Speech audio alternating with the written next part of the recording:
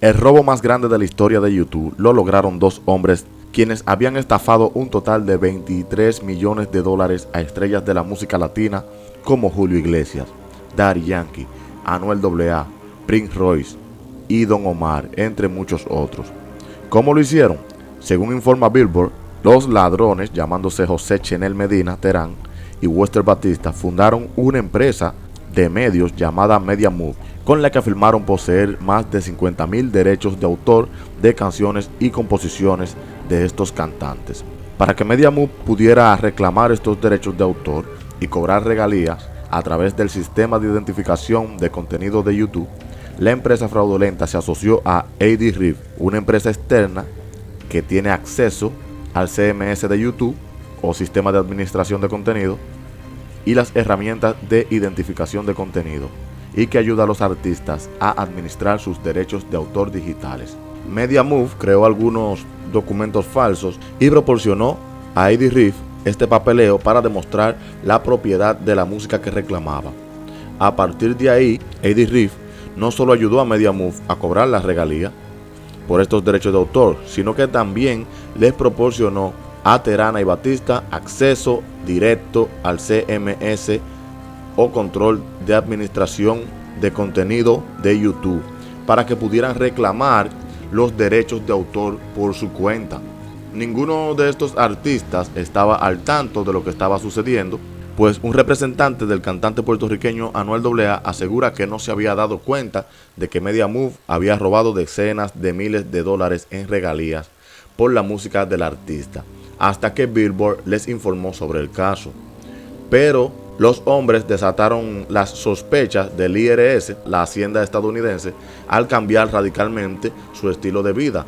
comprándose casas, coches deportivos y joyas de alta gama, así que todo era evidente de que algo estaba pasando. Uno de ellos, Batista, se ha declarado culpable y el otro está pendiente de juicio. En su acuerdo de culpabilidad, Batista ha alegado que no se necesitaba una mente maestra para robarles a los creadores de música sus regalías legítimas. Según múltiples fuentes de la industria consultada de Billboard, este tipo de estafas son bien conocidas por los profesionales de la música que trabajan en la gestión de derechos digitales.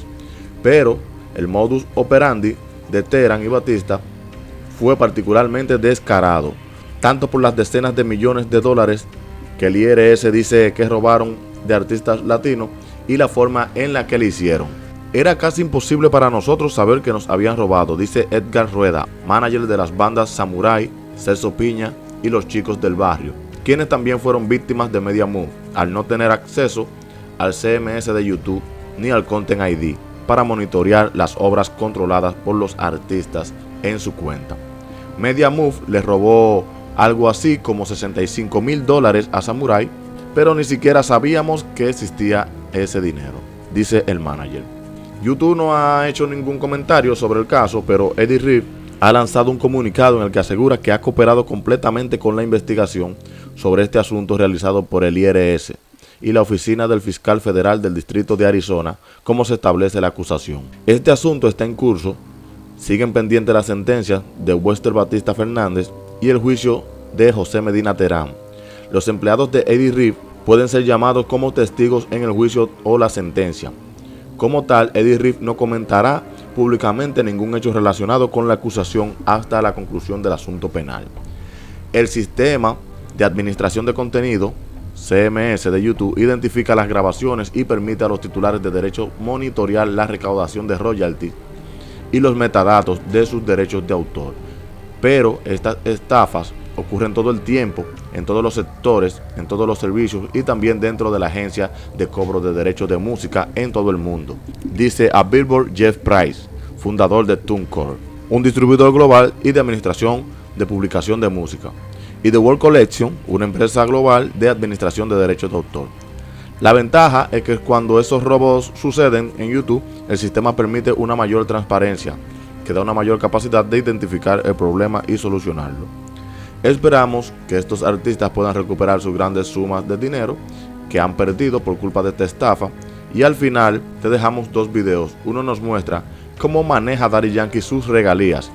y otro nos enseña los que son las pandillas maras de El Salvador, sus señas, modo de operación, su influencia en la música urbana y la lucha del presidente Bukele. Así que haz clic en el cuadro que te interese, y si no te aparecen los cuadros, pues fácil, los links están en la descripción de este video.